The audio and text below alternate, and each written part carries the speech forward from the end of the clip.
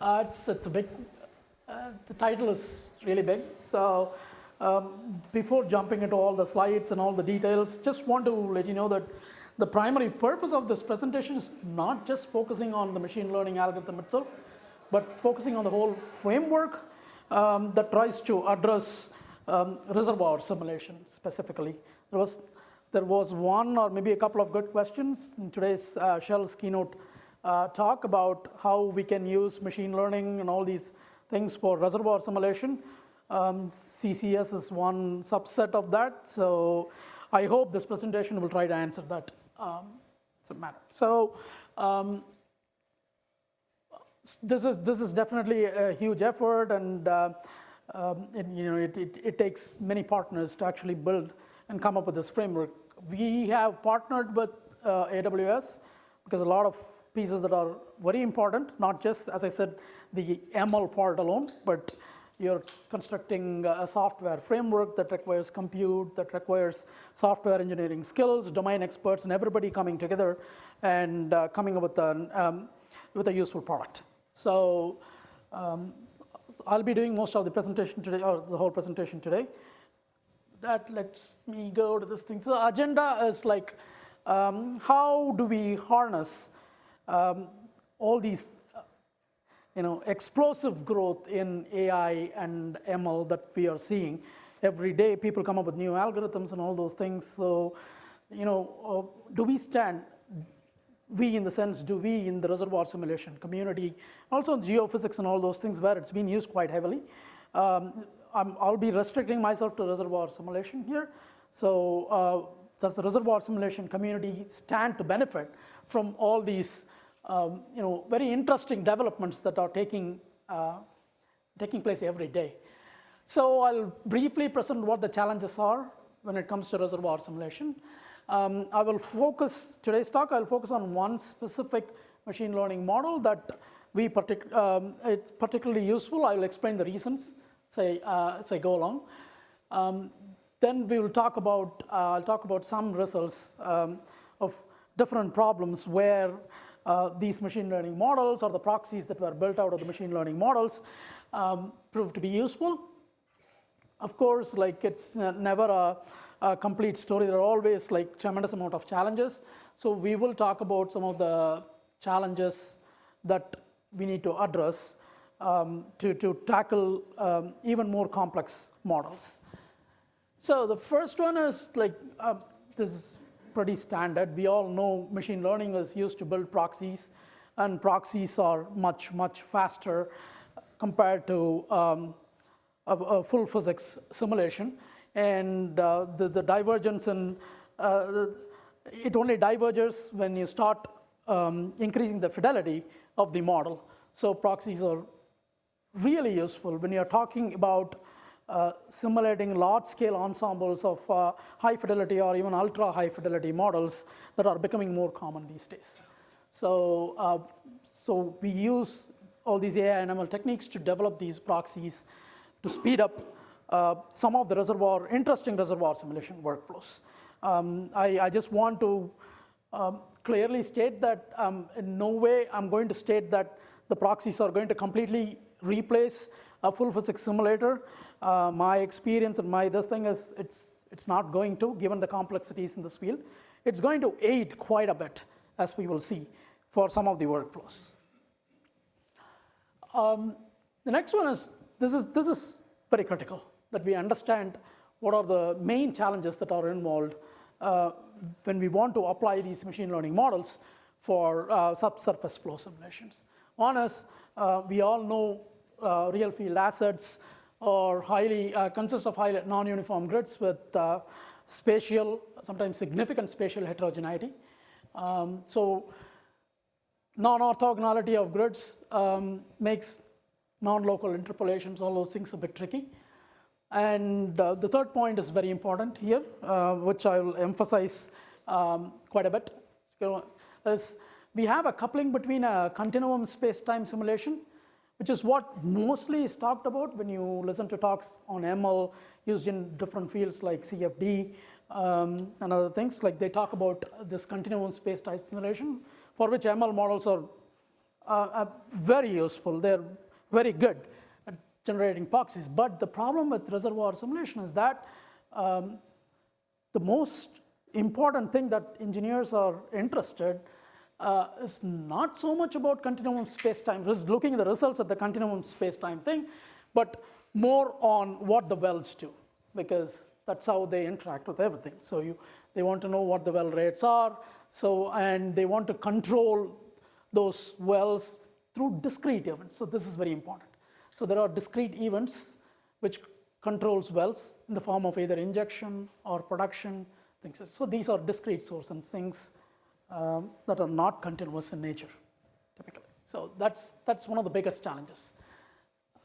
And of course, like even with continuum space-time, we see that there will be multiple spatial and temporal scales. For example, there will be channelized flows in small isolated regions, or properties, as I pointed out. This is kind of redundant, and we can have significant spatial heterogeneity of properties, which can vary several orders of magnitude. So these are some of the big challenges. Of course, these are not the only challenges, but these are the big challenges when it comes to simulation. Other non-technical challenges are how you deal with legacy workflows, how do you explain the results, and most things like that. So it's a combination of different dimensions of challenges that we need to take into account when you're developing a framework that you think is going to be useful for reservoir engineers to evaluate and evaluate the potential of these workflows. So with that, this is a drastic jump, because without getting deep into how we build the framework and things like that, I just want to skip this side but get into this one, because this is one overview of what the framework, some of the important aspects of the framework that I talk about. By framework, what I mean is an end-to-end workflow that can tackle challenges, real daily reservoir engineering workflow challenges, and that's the thing when I talk about the framework. So what it involves is, I haven't put in here, but there are three main things that you want to do. One is you can lump these things into something called data engineering, because you need to generate data. Any machine learning model, you want to generate data, and the data has to be meaningful. So this is one huge thing that's involved, where specifically when you're talking about the reservoir simulation models, you have geostatistics that's involved, you have drilling locations that need to be input, and eventually you come up with an input model, right? So this is, everybody knows here, this is a highly non-trivial phase. So data engineering is extremely important. You want to garbage in, garbage out, as they call it in machine learning. So you want to make sure that the data that you generate adheres to whatever constraints that you have when you're building the models.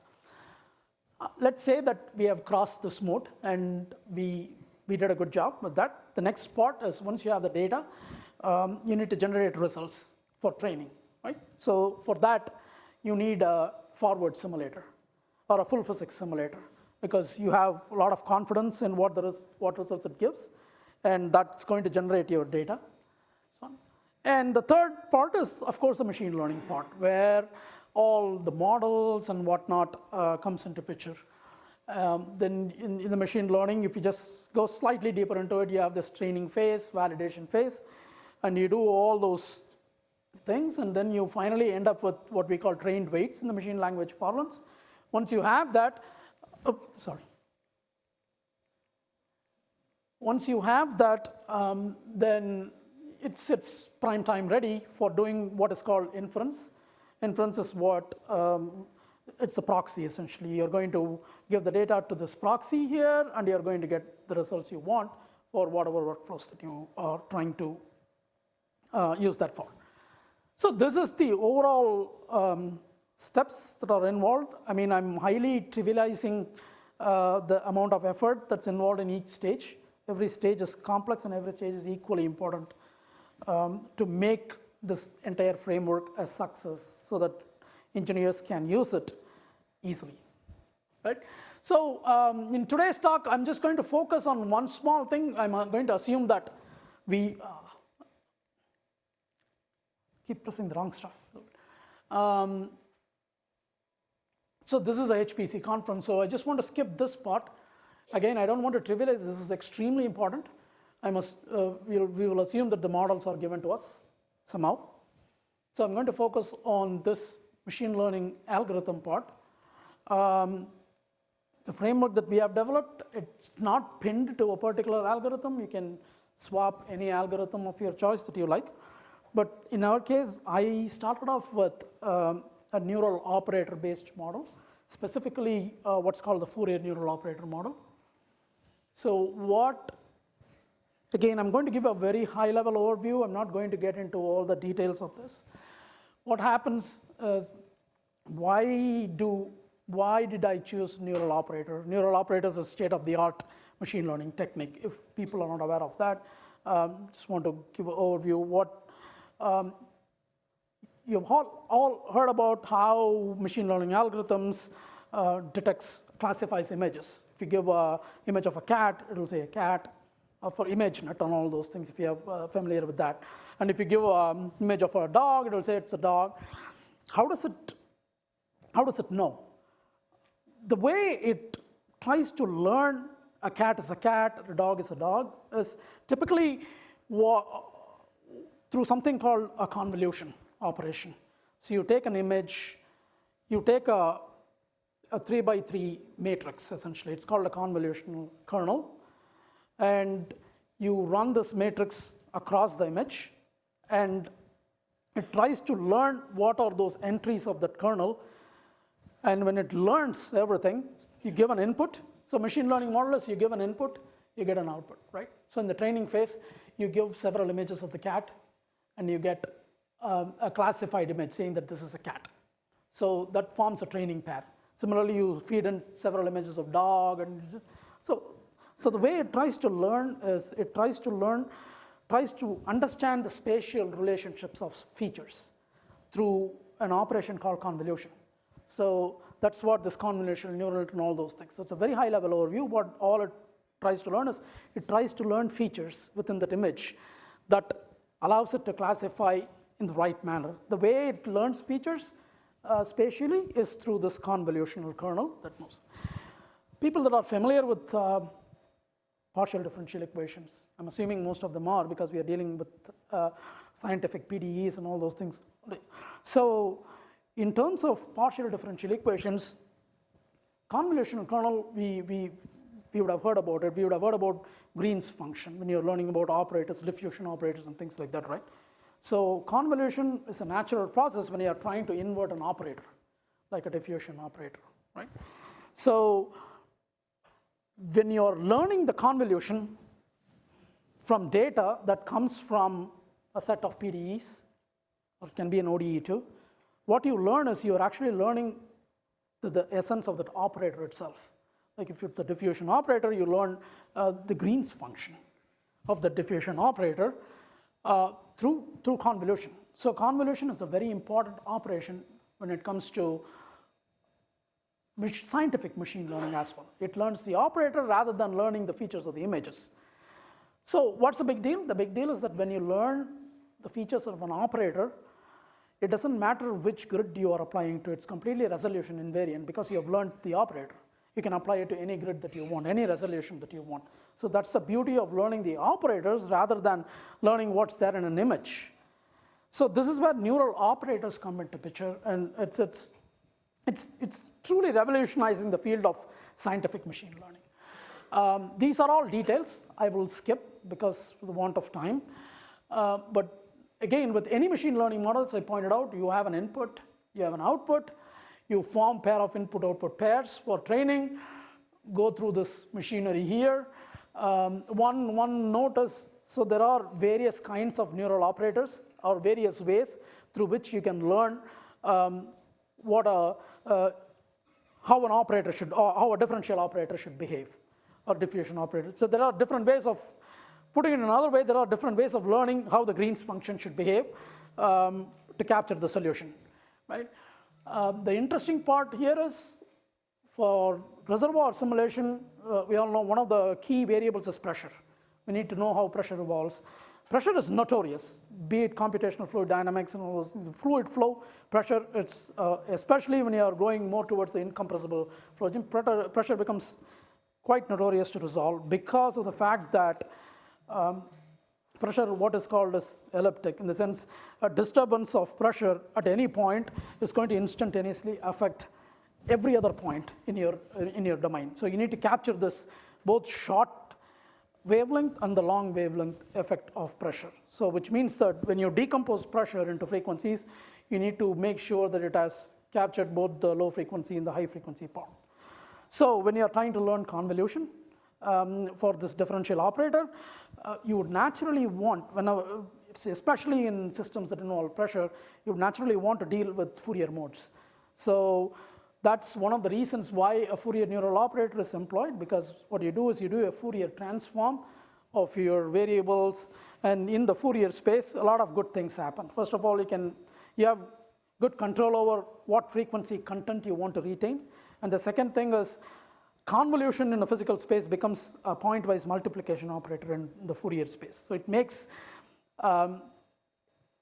coding much easier. It makes getting things done much faster than doing this convolution operator in the physical space. Of course, there are methods like graph neural operators and whatnot that you can do in the physical space, but I'm not going to get into that. So this is just using Fourier neural operator. Sorry about that.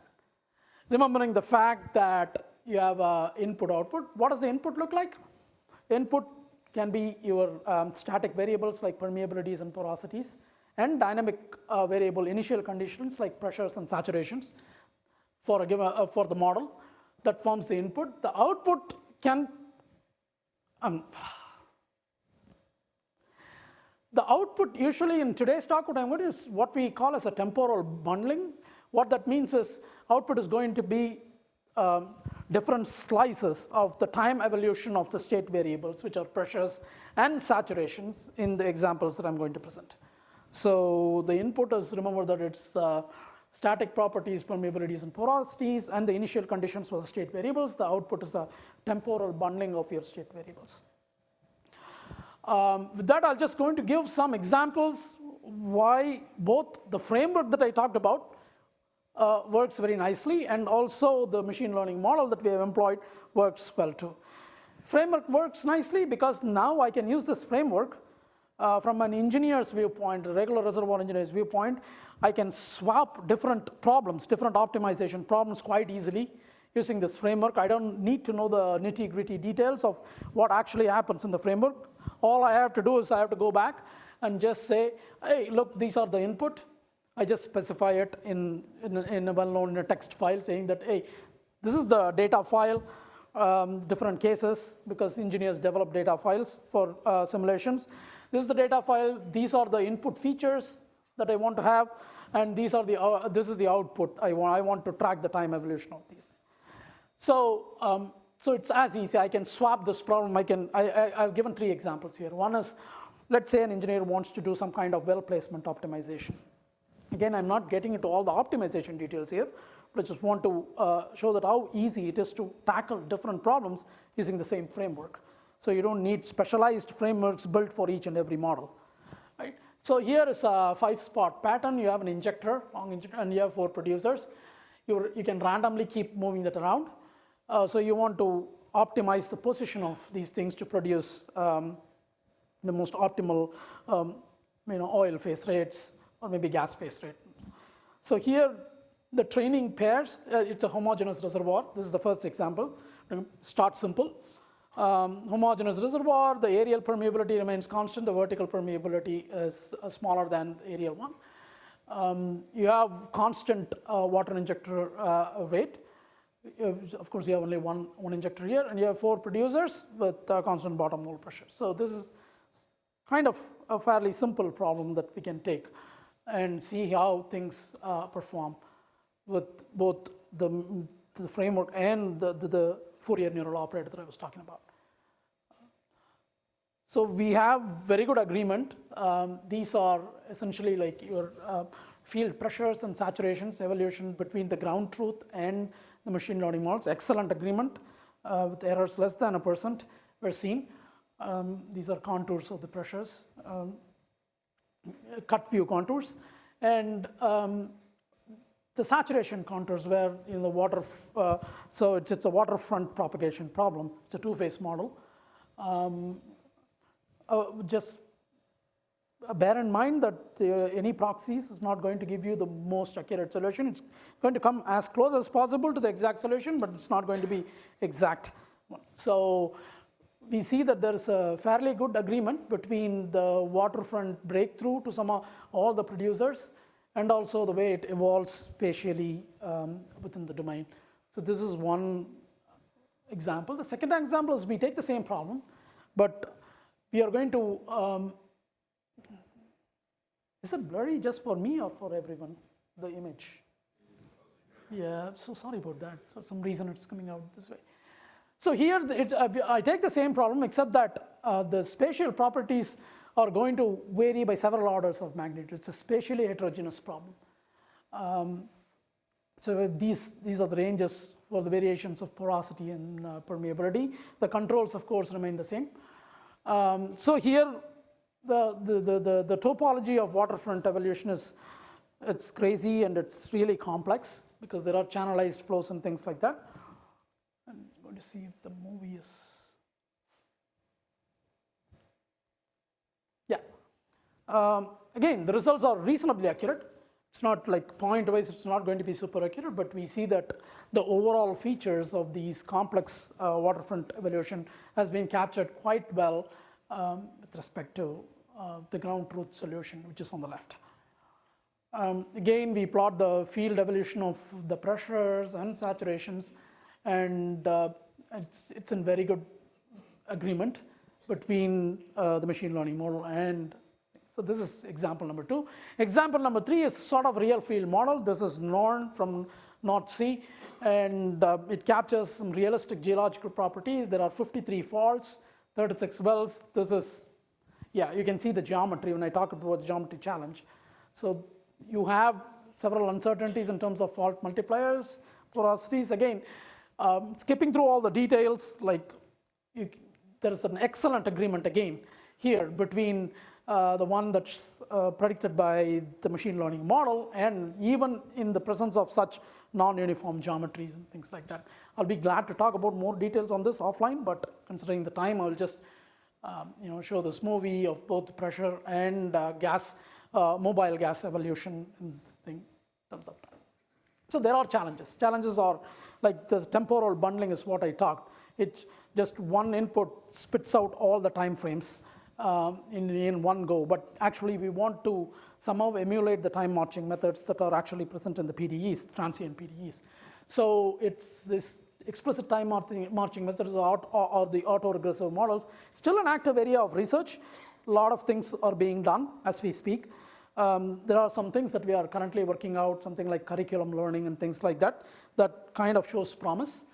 The second point is very important. This is where a tight coupling between full physics forward simulator and the machine learning model is extremely critical, because you're talking about discrete events that have to be modeled based on what you predicted from the continuum space-time results. So this is where the bang for the buck is, in my opinion, when it comes to reservoir simulation workflows. And of course, there are nested FNO approaches, multi-scale dynamic modeling that NVIDIA has done, and even Anima's group is doing a lot of work on this. So we want to try using that and see what's going on as well. So that's the thing. Of course, applications I already talked about. You have history matching workflows. You have field development planning and optimization, for example, well equation optimization, or it can be the WAG injection optimization that you want to perform. So these are some of the things. It can also be inverse problems involving uncertainties in geology. So there are many interesting things that are kind of formidable right now, but it has, I think machine learning with this explosive developments in algorithms and hardware is going to revolutionize reservoir simulation field. Thank you. And,